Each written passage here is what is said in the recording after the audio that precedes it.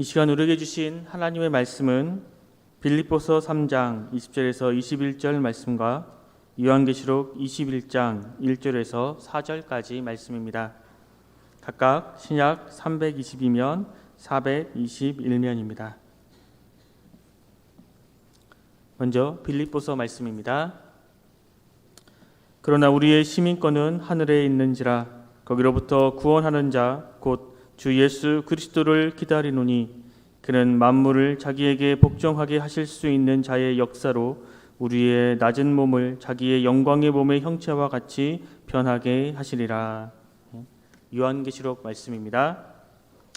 또 내가 새 하늘과 새 땅을 보니 처음 하늘과 처음 땅이 없어졌고 바다도 다시 있지 않더라.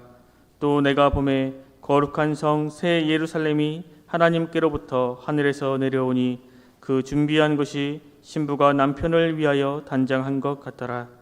내가 들으니 보좌에서 큰 음성이 나서 이르되 보라 하나님의 장막이 사람들과 함께 있음에 하나님이 그들과 함께 계시리니 그들은 하나님의 백성이 되고 하나님은 친히 그들과 함께 계셔서 모든 눈물을 그 눈에서 닦아 주시니 다시는 사망이 없고 애통하는 것이나 곡하는 것이나 아픈 것이 다시 있지 아니하리니 처음 것들이 다 지나갔음이러라. 아멘.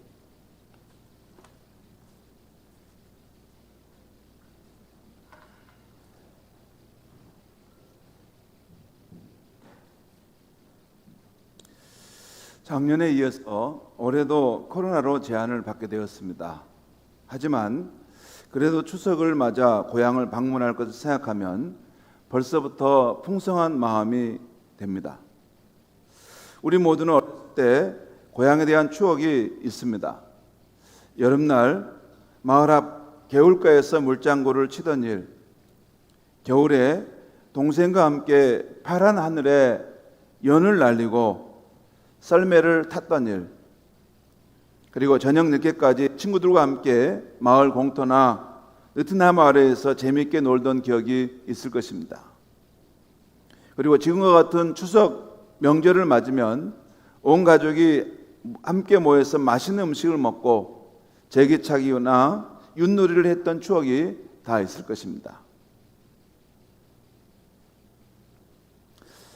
그러나 이제는 돌아갈 수 없는 그 시절, 그 친구들, 그 부모님에 대한 향수, 곧 고향을 그리워하는 마음이 우리에게 남아있을 것입니다.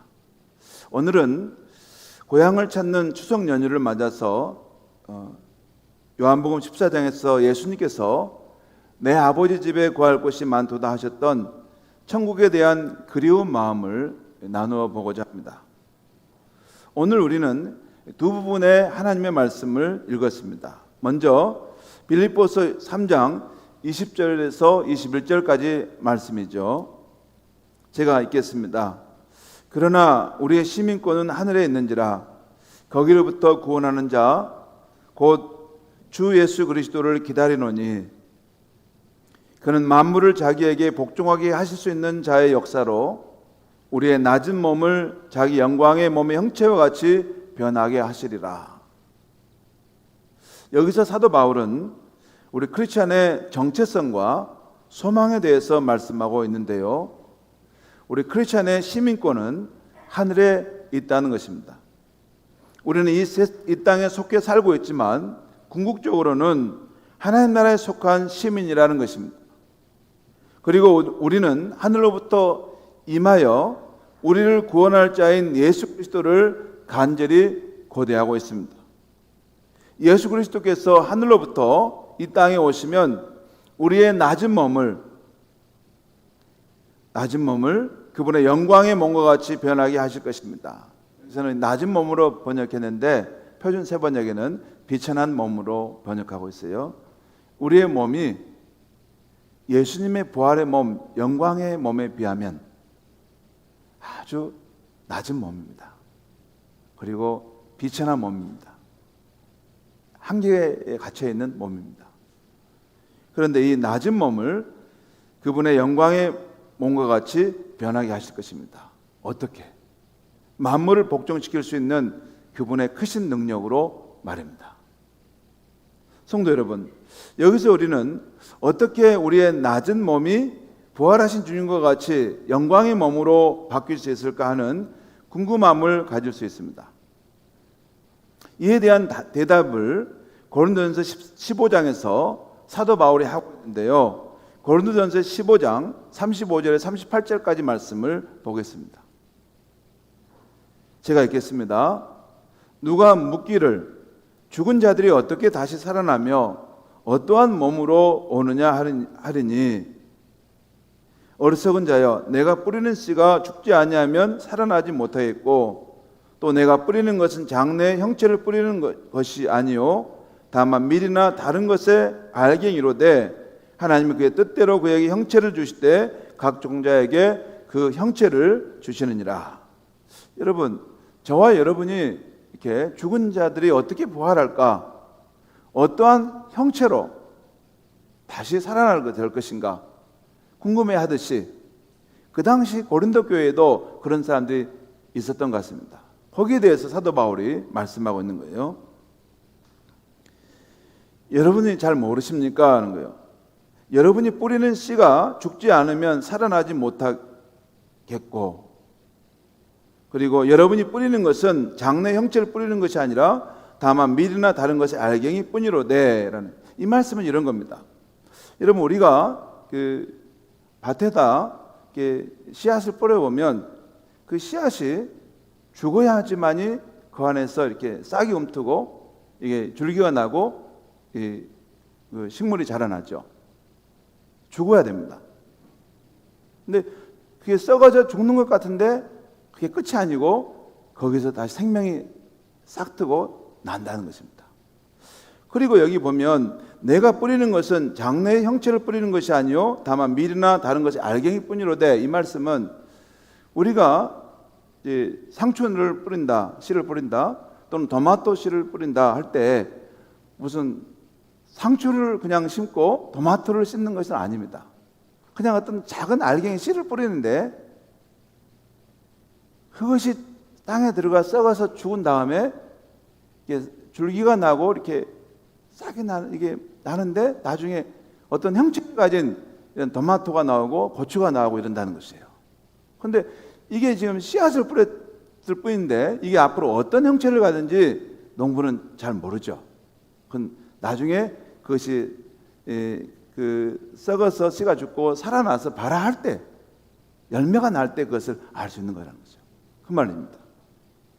그러면 38절에 하나님이 그의 뜻대로 그에게 형체를 주시되 각 종자에게 그 형체를 주시느니라. 그 다음에 고린도전서 15장 44절, 42절, 44절 말씀 보겠습니다. 여기 죽은 자의 부활도 그와 같으니 앞에 있는 내용을 받는 것입니다. 죽은 자의 부활도 이렇게 사람이 땅에 묻혀서 썩어서 죽어간다는 것이에요. 근데 그게 끝이 아니라 예수 안에서 죽은 자들은 다시 부활의 생명이 싹 트는 때가 온다는 것이에요. 죽은 자의 부활도 그와 같으니 썩을 것으로 심고 썩지 아니할 것으로 다시 살아나며, 욕된 것으로 심고 영광스러운 것이 다시 살아나며, 약한 것으로 심고 강한 것으로 다시 살아나며, 육의 몸으로 심고 신령한 몸으로 다시 살아나니 육의 몸이 있은즉 또 영의 몸도 있느니라. 여러분, 여기 심는다는 표현이 나왔어요. 정확하게 우리가 예수 안에서 살다가 죽게 되면 우리가 썩어질 몸을 땅에다 이제 심는 것이죠. 그러면 썩지 아니할 것으로 살아나고, 욕된 것, 비천한 몸을 우리가 그곳에 심는 것이죠. 그럼 영광스러운 몸으로 다시 살아나고, 우리가 병들고 연약한 이 몸을 거기다 땅에 묻어 심는다.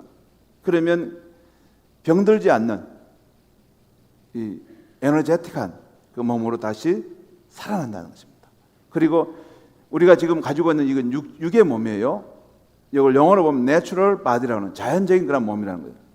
그런데 다시 우리 주님이 오셔서 우리가 부활하게 될 때는 스피리추얼 바디, 몸이 있는데 신령한 몸이 있다는 거예요.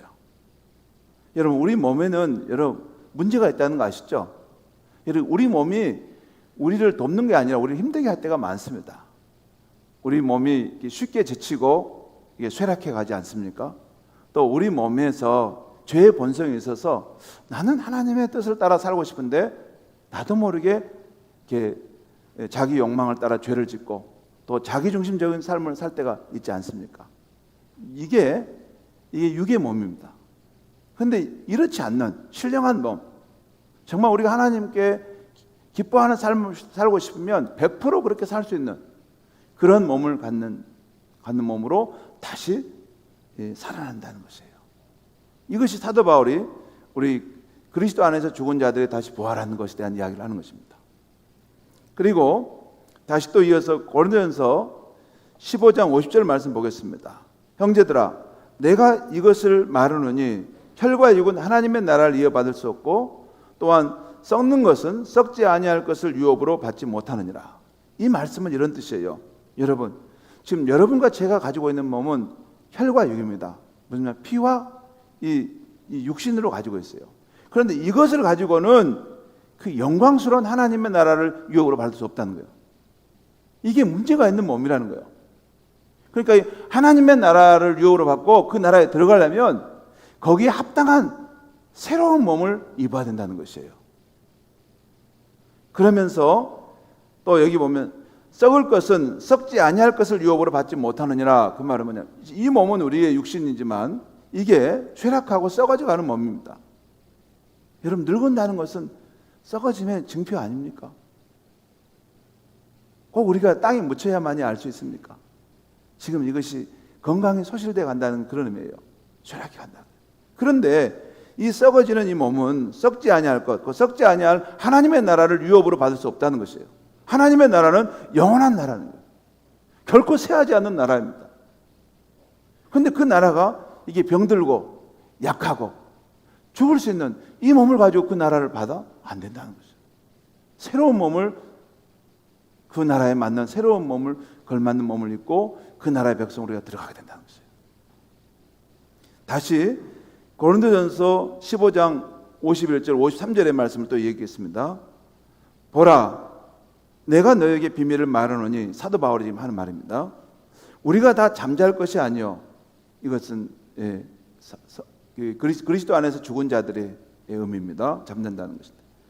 잠잘 것이 아니요 마지막 나팔에 순식간에 호련히 갑자기 다 변화되리니 나팔 소리가 나매 죽은 자들이 썩지 아니할 것으로 다시 살아나고, 이걸 썩지 아니할 것을 공동 번역에는 불멸의 몸으로 다시 살아나고 우리도 변화되리라. 또 53절에 이 썩을 것이 반드시 썩지 아니할 것을 입겠고 이 죽을 것이 죽지 아니함을 입으리로다. 여기 보면 썩지 아니할 몸은 불멸의 몸이고 죽지 아니할 것은 불사의 몸을 입는다는 것입니다. 이것이 크리스찬의 죽은 후의 부활의 소망이라는 거예요. 여러분, 꼭 이 부분은 기억하셔야 됩니다. 우리 이게 예수 그리스도를 믿는 분들이 이렇게 우리가 구원을 받으면 우리 영혼의 구원만을 생각하는데 그렇지 않습니다. 그것은 기독교 이단입니다. 기독교의 본령은 몸의 부활을 반드시 말합니다. 그래서 사도신경에 보면 끝에 보면 몸의 부활과 영생을 믿습니다라는 게 나와요. 근데 그 몸의 부활에서는 지금 현재 저와 여러분의 한계 안에 갇혀 있는 이 육의 몸, 병들고 쇠락해진 이 몸, 유한한 몸의 부활이 아니라, 여기 보면 마지막 나팔 소리에 순식간에 너희가 다 변화되리니 할 때 이 변화된다는 것은 질적인 변화가 일어난다는 거예요. 이 몸이 아닌, 여러분, 저는 이 몸을 입고 있는 것이 참 불편하고 힘들 때가 많아요. 나이가 들어갈수록 이 몸이 너무 무겁다는 생각이 많아요. 이 몸을 가지고 천국에 다시 산다면 다시 늘 병원에 다녀야 되고 늘 이렇게 조금만 이러다 보면 힘이 들고, 그래서 어떻게 살겠어요? 아니에요.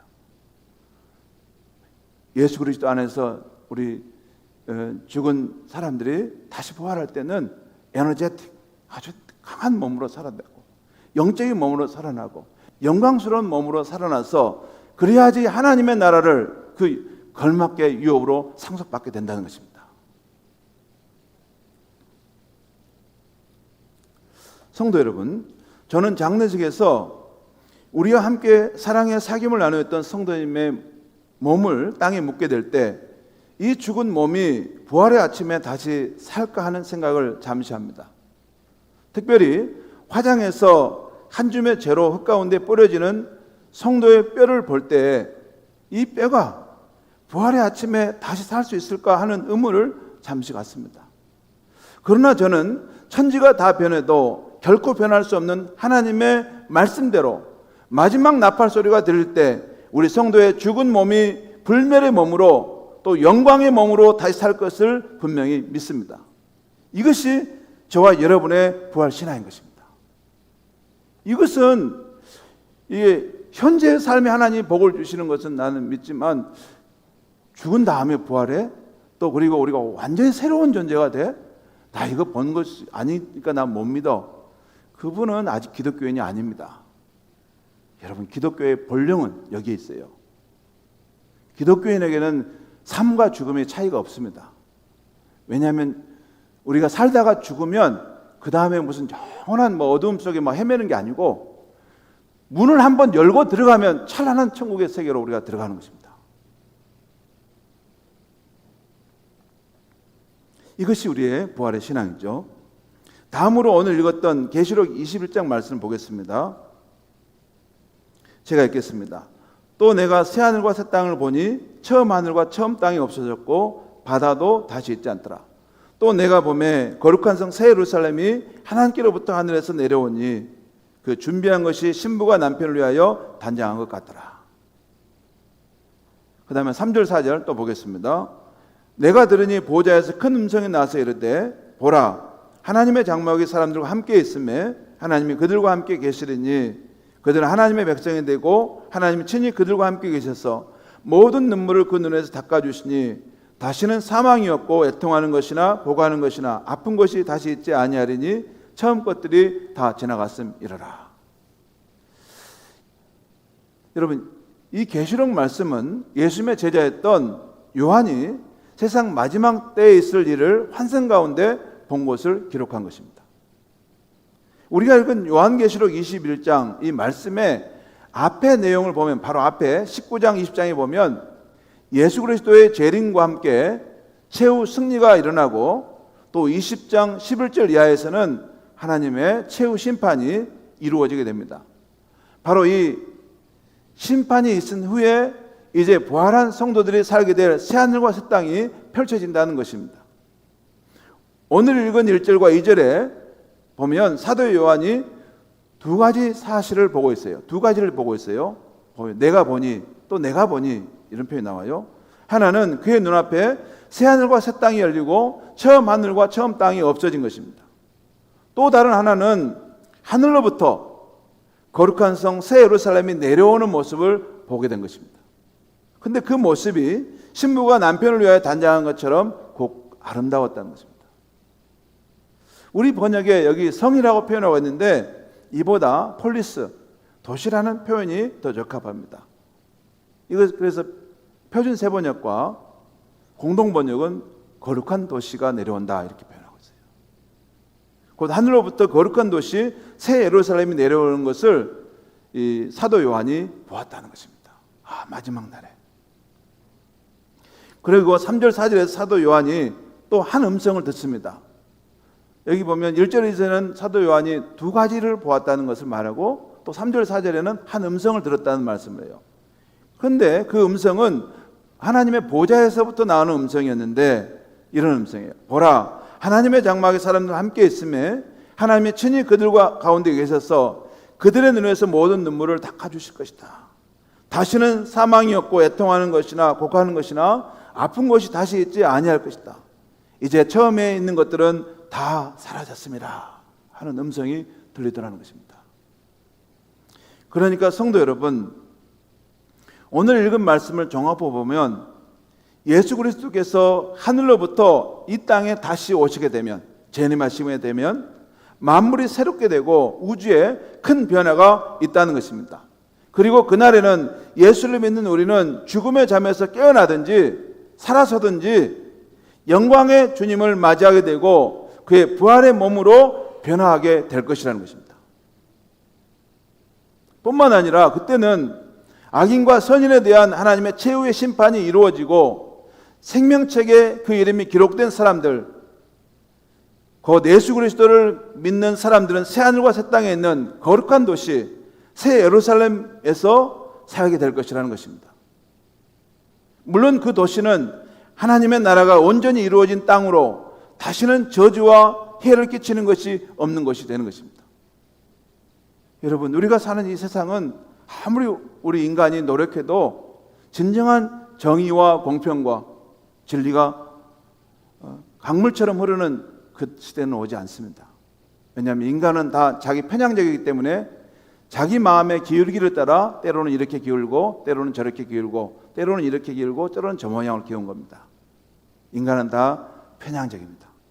인간은 모두 다 당파적입니다. 그리고 그것이 인간의 본래의 모습입니다. 우리가 그것에서부터 벗어날 수 없어요. 오직 하나님만이 진정한 진리와 공의와 공평을 따라서 우리를 판단할 수 있는 것입니다. 아무튼 그 나라에는 다시 우리가 억울한 일을 당하지 않고 하나님께서 우리에게 정말 우리의 마음에 그 아프고 힘들었던 것들을 다 보상해주고 너가 그런 일을 당했구나, 그것을 바르게 심판해 주시고 우리를 우뚝 세워주신다는 것입니다. 성도 여러분, 이것이 바로 성경에서 약속하고 있는 예수 그리스도의 재림과 함께 이루어질 우리의 큰 소망입니다. 우리 기독교 신자는 이러한 소망을 가지고 이 땅을 사는 사람들입니다. 세상 사람들은 우리가 그러한 소망을 갖고 있다고 해서 어리석다고 우리를 비웃을 수도 있습니다. 그것이 비과학적이라고 말할 수 있습니다. 하지만 그 비과학적인 것이 우리의 망고의 진리는 아닙니다. 과학도 계속 확장돼 가는 것이고 여전히 불완전한 것이에요. 그것과 관계없이 우리는 이 소망을 갖고 있는데, 이 소망은 우리에게 있어서 참고 견디는 위로의 힘이고 인내의 원천이고 또한 선행의 동기가 되고 있는 것입니다. 이 소망이 있기 때문에 우리들은 눈물 골짜기인 이 세상에서도 기뻐 노래하며 살고 있는 것이고 죽음의 골짜기에도 두려워하지 않고 내려갈 수 있는 것입니다. 그리고 이 소망이 있었기 때문에 지금까지 수천만 명의 기독교 신자들은 이 세상으로부터 비웃음과 채찍과 감옥의 고통을 기꺼이 받아들일 수 있었던 것입니다. 또 그 소망 때문에 돌에 맞고 불에 태워지고 궁핍함을 당했지만 그들은 물러날 수 없었던 것입니다. 실망할 수 없었습니다. 그들은 오히려 하늘의 고향에 돌아갈 것 같은 그런 환희를 갖고 그 죽음에 임할 수 있었던 것입니다. 이것이 바로 우리 성도가 이 세상에서 품고 살아야 할 죽어도 다시 사는 부활의 소망이고 하나님 나라의 영원한 소망인 것입니다. 이제 이렇게 오늘 말씀에 대한 기본적인 이해를 바탕으로 하늘의 시민권을 우리가 이 세상에서 어떻게 살아야 하는가를 잠시 들어보려고 합니다. 세 가지 정도인데요. 첫째는 우리는 이 세상에 살지만 하나님 나라 본향을 향해 가는 순례자로 사는 사람들이라는 것입니다. 히브리서 11장에 나오는 그 믿음의 조상들인 아브라함과 사라, 이삭, 야곱 그리고 요셉이 그렇게 살았음을 보여줍니다. 그리고 히브리서 11장 13절 16절에서 그들의 삶을 이렇게 말씀하고 있어요. 또 한번 보겠습니다. 이 사람들은 다 믿음을 따라 죽었으며 약속을 받지 못하였을 때 그것들을 멀리서 보고 환영하며 또 땅에서는 외국인과 나그네임을 증언하였으니 그들이 이같이 말하는 것은 자기들이 본향 찾는 자임을 나타냄이니라. 여기 보면 이 사람들은 다 믿음을 따라 죽었을 때, 약속을 받지 못하였을 때 그것들을 멀리서 보고 환영했다는 말은, 여기서 그것들은 무슨 의미냐면 그 앞에 본문에 히브리서 11장에 보면 나오는데 하나님의 약속하신 그 거룩한 성, 이것을 멀리서 보고 환영했다는 거예요.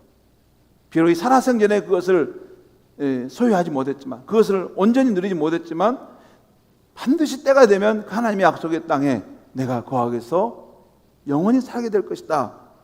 그 소망 가운데 이 땅에서는 외국인과 나그네로서 살아가는 것을 부끄럽게 생각하지 않았다는 것입니다.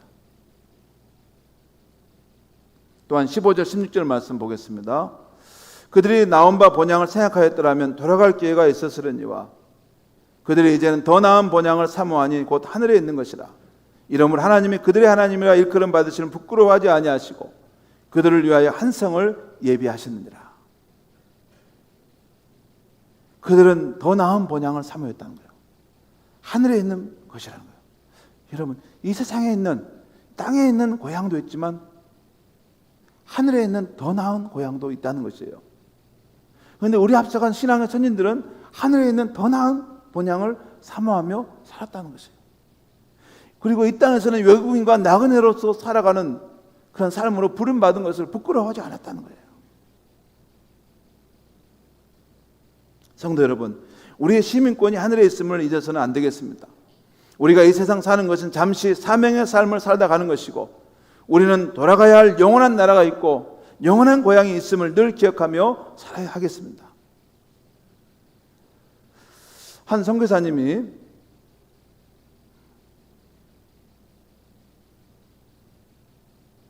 선교사님이 우연히 루즈벨트 대통령과 같은 배를 타고 로스앤젤레스 항구로 들어오게 되었습니다. 루즈벨트 대통령은 외교와 관련된 일을 마치고 이 배를 타고 들어오는 길이었고, 이 선교사님은 오랫동안 오지에서 선교 활동을 하고 이제 배를 타고 교육하는 길이었습니다. 그런데 항구에 도착해 보니 대통령을 반기는 수많은 인파가 박수를 치고 환호를 하는데 자기를 환호하는 사람은 아무도 없었다는 것입니다. 그 순간 이 선교사는 약간의 좌절감과 슬픔을 느꼈습니다. 내가 주님의 나라를 위해서 평생을 바쳐 수고하고 이제 내 나라로 돌아오는데 나를 반기는 사람이 하나 없구나. 대통령은 저렇게 수많은 인파가 나와서 환영하는데, 근데 그때 그 선교사님의 마음에 하나님께서 이런 마음을 주셨다는 것입니다. 얘야, 저 사람은 저 사람의 나라에 돌아왔지만 너는 아직 너의 나라에 돌아오지 않았단다. 성도 여러분, 우리는 때때로 이 세상에 살면서 우리가 어떤 존재인지를 잊어버릴 때가 있습니다. 그때마다 우리는 이 세상에 살고 있지만 이제는 하나님 나라로 옮겨간 그 나라의 시민이라는 것을 꼭 기억하며 살아야 할 줄 믿습니다. 우리가 이 땅에서 어떻게 살아야 되는가? 처음은 하늘나라 본향을 향하는 순례자로 사는 것이고, 두 번째는 우리는 이 세상에 살지만 이 세상에서부터 하나님 나라 시민으로 살아야 하는 것입니다. 에베소 2장 19절을 보면 예수를 믿는 우리들은 이제 외국인이나 나그네가 아니요 하나님 나라 관점에서 외국인과 나그네가 아니라는 것입니다. 우리는 이제 하나님의 가족이고 하나님 나라 시민이라는 것입니다. 곧 우리 크리스찬들은 하나님을 아버지로 둔 그의 자녀이면서 동시에 하나님이 왕이신 나라의 시민이라는 것이에요. 여러분, 아주 미묘한 거예요. 이런 이걸 꼭 우리가 유념하고 살아야 됩니다. 우리는 하나님의 나라 시민이기도 하지만 우리의 왕이신 그분은 또 우리의 친아버지십니다. 우리는 그의 자녀이면서 또 하나님 나라의 시민이라는 것이에요. 여기서 우리가 하나님 나라의 시민이 되었다는 것은 두 가지 의미가 있습니다. 하나는 하나님 나라의 주권자인 하나님께서 우리의 삶을 전적으로 보호하시고 책임져 주신다는 것입니다. 그리고 또 하나는 이제는 우리가 이 세상에서부터 하나님 나라의 시민답게 천국의 가치관과 삶의 방식을 따라 살아야 한다는 것입니다. 얼마 전 새벽기도 시간에 갈라디아서 말씀을 강의했는데, 갈라디아서 말씀은 그리스도인의 자유에 대한 말씀이에요. 예수 그리스도께서 우리를 율법의 멍에에서 자유하게 하셨다는 것, 해방시켜 주셨다는 것입니다. 그러면 어떻게 살아야 되는가? 이 자유를 가지고 방종하며 사는가? 그렇지 않다는 것이에요. 우리는 이제 자유케 된 시민으로서 성령의 바람을 따라서 사랑으로 서로 섬기는 삶을 살아가야 한다는 것입니다. 그래서 하나님께 영광을 돌린다는 것이죠. 하나님의 다스림을 받는 그 나라 시민의 삶에 대해서는 나중에 다시 좀 더 자세히 다루겠습니다. 오늘은 우리가 하나님의 다스림을 받는 시민으로 살 때 베드로전서 2장 9절에 나오는 우리의 삶으로 하나님의 아름다운 덕을 선포하는 삶에 대해서 한 가지만 말씀드리려고 합니다. 지난주 70대 중반이 넘으신 실버 목장의 성도님들을 신방하게 되었습니다. 한 집사님을 신방하는 중에 제가 그의 신앙이 참 귀해서 한번 여쭤보았습니다. 집사님은 어떻게 해서 예수 믿는 신앙을 갖게 되었습니까? 그랬더니 그분이 웃으시면서 말씀하시는 거예요. 원래 자기 집안은 예수를 믿는 그런 상황이 안 되는 집안이라는 거예요. 전혀 다른 이 종교를 가지고 있는 집안이라는 거예요. 그런데 그분의 아들이 먼저 예수를 믿게 되면서 그 아들 때문에 전도를 받아서 자기 집안에 신기하게 자기만 예수를 믿게 되었다는 것입니다. 처음으로 교회를 다니는데 불신 남편이 그렇게 반대하였습니다. 교회가 그렇게 좋으면 교회 전도사랑 함께 살아라 하면서 예배 시간에 남편이 솥단지를 지게 지고 와가지고 교회 마당에 내려놓고 소리 지르더랍니다. 얼마나 교회와 마을 사람들에게 부끄러웠던지 그래도 꿋꿋하게 신앙을 지켰습니다. 그래서 결국은 그 남편도 나중에는 돌아와 회개하고 예수를 믿고 세상을 떠나게 되었다는 것이죠. 성도 여러분, 우리가 세상의 다스림이 아니라 하나님의 다스림을 받는 백성으로 살려 하면 세상의 반대와 핍박이 있을 수밖에 없습니다. 왜냐하면 그 기준이 다르기 때문에, 그 가치관이 다르기 때문에 그렇습니다. 하지만 그때에도 우리는 성령의 도움을 받아 믿음을 굳게 지켜야 합니다. 그리고 사랑으로 우리를 핍박하는 그 사람도 잘 섬겨서 구원받는 백성이 되게 해야 할 줄 믿습니다. 그것이 우리가 이 아름다운 덕을 선포하는 삶으로 부름받은 거죠. 자, 세 번째, 우리가 하늘 시민권을 가진 사람으로서 이 땅에 어떻게 살아야 되는가? 처음에는 우리가 이 땅에서 순례자로서 하늘의 본향을 향해 가는 것이고, 또 이 땅에서부터 하나님 나라 이 다스림 가운데 살아가는 것이고, 세 번째는 우리를 구원하러 오실 분인 예수 그리스도의 재림을 고대하고 살아야 한다는 것입니다. 우리는 예수 그리스도를 믿고 그분을 우리의 인생의 주인으로 받아들였기 때문에 우리는 이미 하나님 나라의 시민이 되었습니다. 우리의 마음과 영혼은 이미 하나님의 나라의 은혜와 능력을 누리고 있습니다. 그러나 아직도 하나님의 나라가 우리의 삶에 온전히 누려지고 있는 것은 아닙니다. 곧 우리의 육신이 불편함이 아직 남아 있습니다.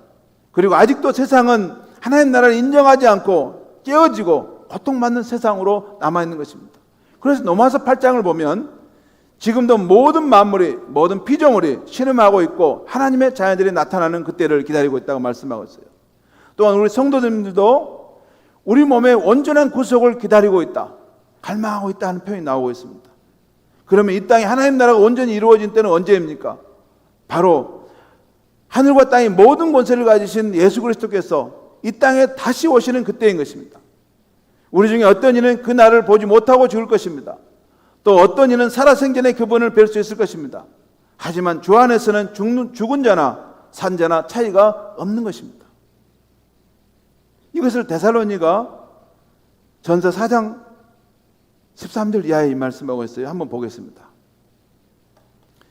형제들아, 자는 자들에 관하여는 너희가 알지 못함을 우리가 원하지 아니하노니, 여기서 자는 자들은 예수 안에 죽은 자들을 말합니다.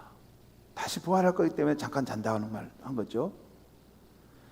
자는 자들에 관하여는 너희가 알지 못함을 우리가 원하지 않으니 이는 소망 없는 다른 이와 같이 슬퍼하지 않게 하려 함이라.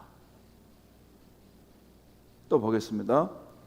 주께서 호령과 천사장의 소리와 하나님의 나팔 소리로 친히 하늘로부터 강림하시리니, 강림하신다는 것은 다시 오신다는 거예요. 예수님은 구약에는 이 땅에 오시는 분으로 예언되었고, 신약 성경에는 내가 다시 반드시 올 것이다, 다시 오실 것이라는 것을 말씀하셨어요. 그 예수님이 그때 오시는 것을 우리는 재림이라고 하는 것입니다.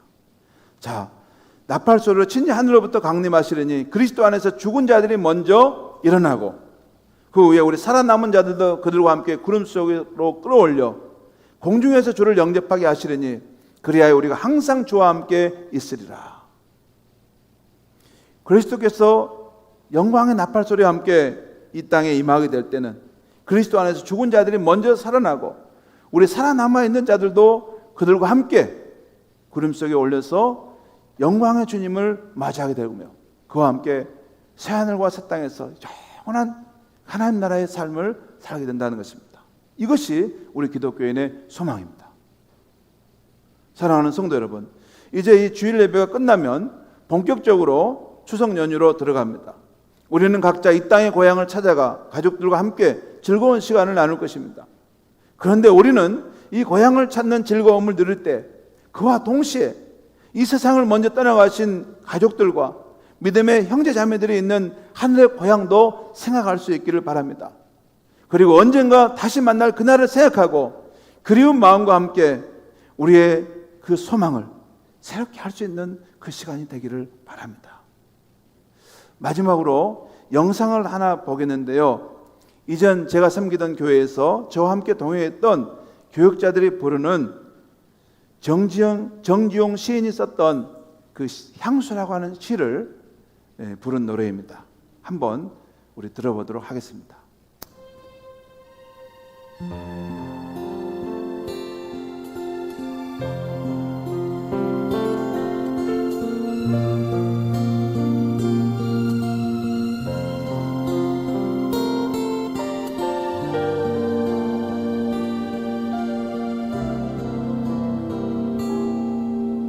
넓은 벌 동쪽 끝으로 옛 이야기 지질대는 시계천이 휘돌아 나가고 얼룩배기 황소가 해설피 금빛 게으른 울음을 우는 곳 그곳이 참아 구맨들이 진리야.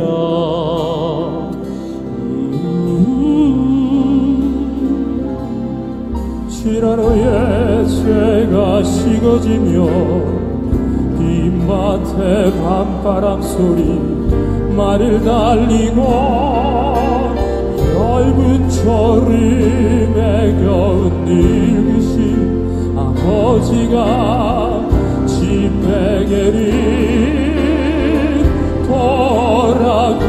돌아보이시는 곳 그것이 참아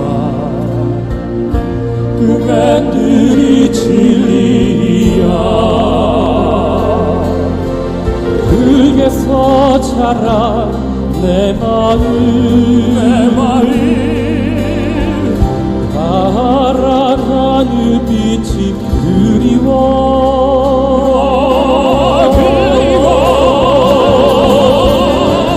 함부로서 나사리 찾으러 비스비스해 함쯤이 정신없고 그것이 참아 그맨들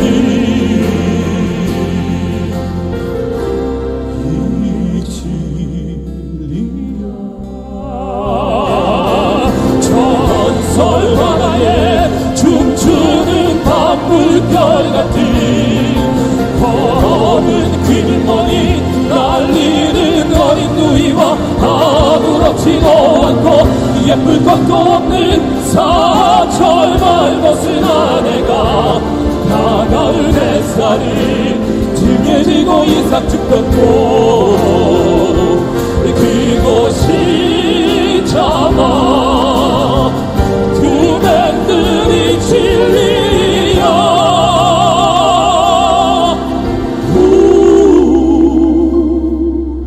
하늘에는 성근 별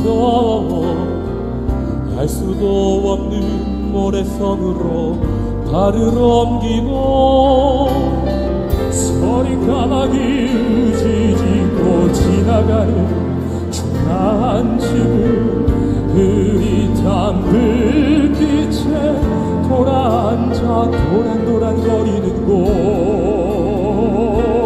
그곳이 참아 구맨들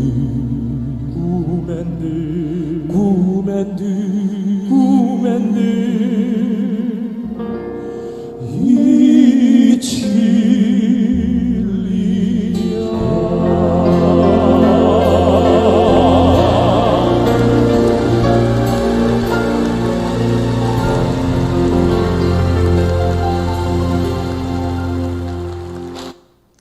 어제 우리 한국교회 긍정적인 믿음과 또 희망적인 삶을 가르치셨고 또 성령의 역사하심을 누구보다도 선명하게 가르치셨던 조영기 목사님이 생을 마치고 떠났습니다. 먼저 천국에 가셨고 또 또 우리 앞서간 신앙의 선진들 또 그 천국에 가셨습니다. 그리고 또 우리도 이제 때가 되면 갈 것입니다. 여러분 추석 명절을 맞아서 이제 고향을 오고 갈 때 이 땅에서의 고향뿐만 아니라 하늘에 있는 영원한 고향도 꼭 생각하면서 그 신앙을 우리 자녀들에게 잘 전수할 수 있게 되기를 바랍니다. 기도하겠습니다.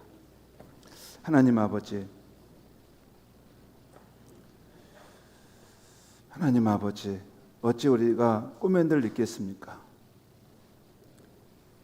우리가 그리스도 안에서 가진 소망이 이 땅에서 얻는 것이 전부라면 우리는 세상에서 가장 불쌍한 사람이라고 했습니다. 이 큰 소망을 있었기에 우리 앞서간 위대한 신앙의 선진들은 핍박과 환난과 어려움 가운데도 이 신앙을 지켰고 또 우리에게 이 신앙을 전수해 주었습니다.